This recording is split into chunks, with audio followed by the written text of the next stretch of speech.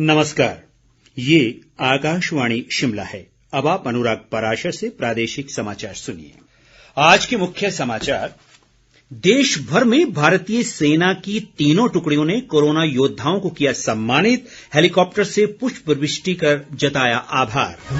मुख्यमंत्री जयराम ठाकुर ने अधिकारियों को क्वारंटीन के निर्धारित मापदंडों का पालन सुनिश्चित करवाने के दिए निर्देश। विश्व प्रेस स्वतंत्रता दिवस पर सूचना व प्रसारण मंत्री प्रकाश जावड़ेकर ने मीडिया की भूमिका को सराहा और हिमाचल प्रदेश कोरोना मुक्त होने से केवल एक कदम दूर। सिरमौर में बचा है कोरोना एक्टिव पॉजिटिव का एकमात्र मामला। अब समाचार विस्तार से। भारतीय सेना, नौसेना और वायुसेना ने देश भर में आज कोरोना योद्धाओं को सम्मानित करने के उद्देश्य से अनेक गतिविधियां आयोजित की। इस दौरान वायुसेना के हेलीकॉप्टरों द्वारा दिल्ली के कई अस्पतालों पर पुष्प वृष्टि कर स्वास्थ्य कर्मियों के प्रति आभार जताया गया। वहीं तीनों सेनाओं के प्रतिनिधियों ने राष्ट्रीय पुलिस स्मारक पर पुष्पांजलि अर्पित कर पुलिस बल के अभूतपूर्व प्रयासों के प्रति सम्मान व्यक्त किया। प्रधानमंत्री नरेंद्र मोदी ने इस पहल की प्रशंसा करते हुए कहा कि मुश्किल की इस घड़ी में सशस्त्र बलों ने भरपूर सहयोग किया है और कोरोना योद्धाओं के साथ एकजुटता का उनका प्रदर्शन भी महत्वपूर्ण है। इधर हिमाचल प्रदेश में भी आरट्रैक ने कोरोना योद्धाओं को सम्मानित करने के लिए अनेक कार्यक्रम आयोजित किए। सेना ने विभिन्न वर्गों के 300 कोरोना योद्धाओं को शिमला, चतोग, चायल और कुफरी में सम्मानित किया। उधर टांडा मेडिकल कॉलेज अस्पताल परिसर में सैन्य बैंड ने सैन्य धुन बजाकर कोरोना वॉरियर्स को सलाम किया।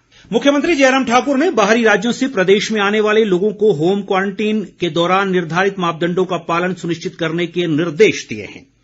आज शिमला से उपायुक्तों, पुलिस अधीक्षकों और मुख्य चिकित्सा अधिकारियों के साथ वीडियो कॉन्फ्रेंसिंग के माध्यम से बातचीत करते हुए उन्होंने कहा कि लोगों के सक्रिय सहयोग और सरकार के सामूहिक प्रयासों के कारण हिमाचल जल्द ही कोरोना मुक्त राज्य बन जाएगा। इसलिए राज्य में आने वाले हर व्यक्ति पर कड़ी निगरानी रखना जरूरी है। मुख्यमंत्री ने कहा कि पंचायती राज संस्थानों और स्थानीय निकायों के निर्वाचित प्रतिनिधियों की जिम्मेदारी होगी कि वे अपने गांव और वार्ड में प्रवेश करने वाले लोगों को होम क्वारंटीन की सख्ती से पालना करवाएं। उन्होंने कहा कि राज्य सरकार देश के अन्य हिस्सों में फंसे लोगों को हर संभव सहायता सुनिश्चित करने में प्रयासरत है। मुख्यमंत्री ने कहा कि ट्राई सिटी क्षेत्र में फंसे 1314 लोगों को 51 बसों से प्रदेश में लाया गया है। मुख्यमंत्री के प्रधान सचिव संजय कुंडू ने कहा कि कर्फ्यू में छूट के दौरान शराब की दुकानें खुली रहेंगी मगर बार और अहाते बंद रहेंगे। इस दौरान मुख्य सचिव अनिल खाची, पुलिस महानिदेशक एसआर मरड़ी, अतिरिक्त मुख्य सचिव मनोज कुमार और आरडी धीमान सहित अन्य अधिकारी भी मौजूद रहे।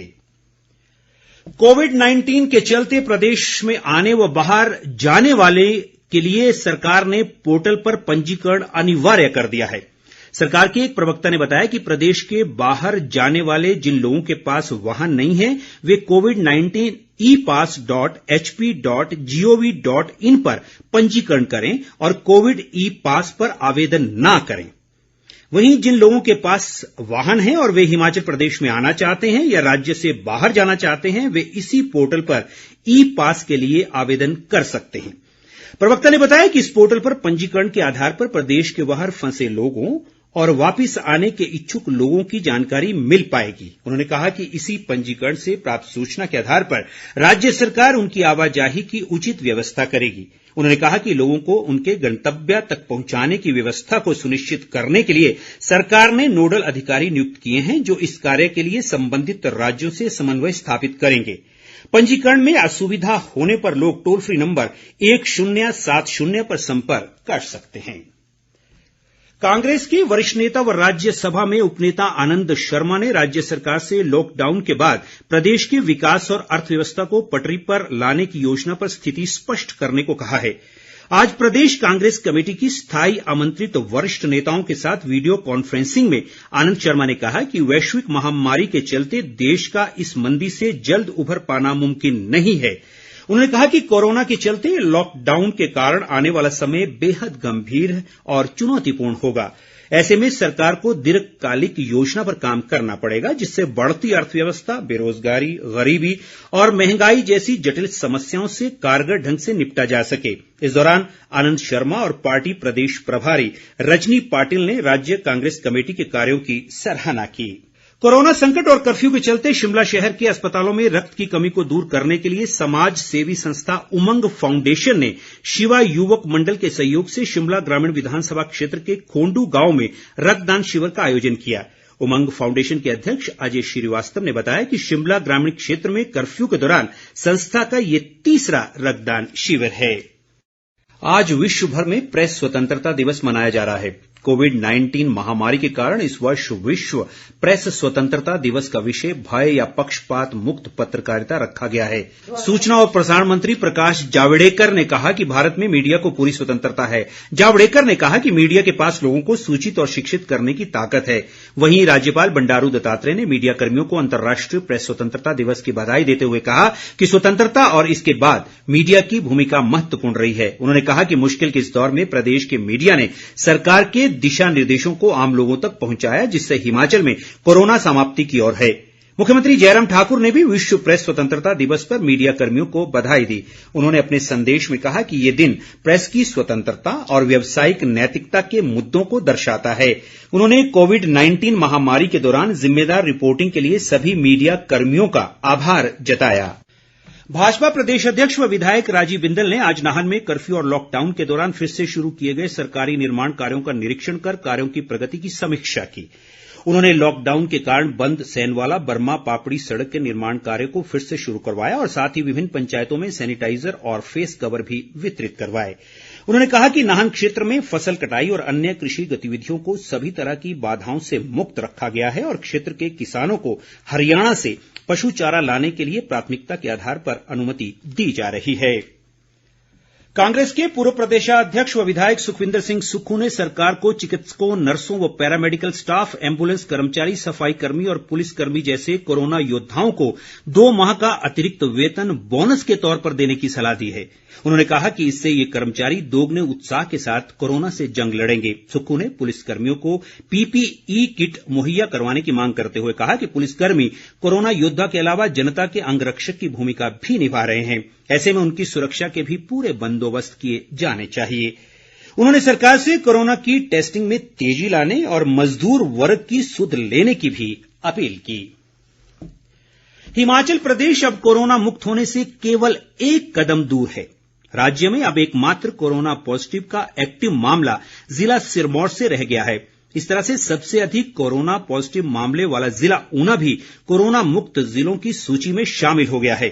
स्वास्थ्य विभाग के अतिरिक्त मुख्य सचिव आरडी धीमान ने बताया कि अब तक प्रदेश में 14,167 लोग निगरानी में रखे गए, जिनमें से 7,168 का कोरोना टेस्ट किया गया है। उन्होंने कहा कि इनमें से 6,929 कोरोना नेगेटिव पाए गए, जबकि 40 कोरोना पॉजिटिव पाए गए थे। कश्मीर के हंदवाड़ा में आतंकवादियों के साथ मुठभेड़ के दौरान आज 4 भारतीय जवान शहीद हो गए, जिनमें हिमाचल प्रदेश के जिला कांगड़ा के देरा के अनुज सूद भी शामिल हैं। राज्यपाल बंडारू दत्तात्रेय और मुख्यमंत्री जयराम ठाकुर ने मेजर अनुज सूद की शहादत पर शोक व्यक्त किया और शहीद की आत्मा को शांति प्रदान करने व शोक संतप्त परिवार को दुख की इस घड़ी में शक्ति प्रदान करने की ईश्वर से कामना की। उन्होंने कहा कि अनुज सूद ने देश के लिए अपने प्राणों की आहुति दे दी, जिसके लिए देश व प्रदेश को उन पर गर्व है। जनजातीय जिला लाहौल स्पीति में मई माह में बर्फबारी से लोगों की मुश्किलें बढ़ गई हैं। लाहौल घाटी में बीती रात से व्यापक वर्षा और आज सुबह से बर्फबारी हो रही है। रोहतांग दर्रे पर आधा फुट से अधिक, खोखसर में 2.5 इंच, जबकि केलंग में 1.5 इंच ताजा हिमपात हुआ है। इस बर्फबारी से सामरिक दृष्टि से महत्वपूर्ण मनाली लेह मार्ग से बर्फ हटाने का कार्य भी बाधित हुआ है। लाहौल घाटी की चंद्रा और तोद घाटी में मटर बिजाई का कार्य प्रभावित हुआ है। बर्फबारी के कारण रोहतांग दर्रे पर आज वाहनों की आवाजाही बंद रही। और अंत में मुख्य समाचार एक बार फिर। देश भर में भारतीय सेना की 3 टुकड़ियों ने कोरोना योद्धाओं को किया सम्मानित, हेलीकॉप्टर से पुष्प वृष्टि कर जताया आभार। मुख्यमंत्री जयराम ठाकुर ने अधिकारियों को क्वारंटीन के निर्धारित मापदंडों का पालन सुनिश्चित करवाने के दिए निर्देश। विश्व प्रेस स्वतंत्रता दिवस पर सूचना व प्रसारण मंत्री प्रकाश जावड़ेकर ने मीडिया की भूमिका को सराहा और हिमाचल प्रदेश कोरोना मुक्त होने से केवल एक कदम दूर। सिरमौर में बचा है कोरोना एक्टिव पॉजिटिव का एकमात्र मामला। इसी के साथ ये समाचार बुलेटिन समाप्त हुआ। हमारा अगला बुलेटिन आप सुन सकते हैं सुबह 9:15 पर। नमस्कार।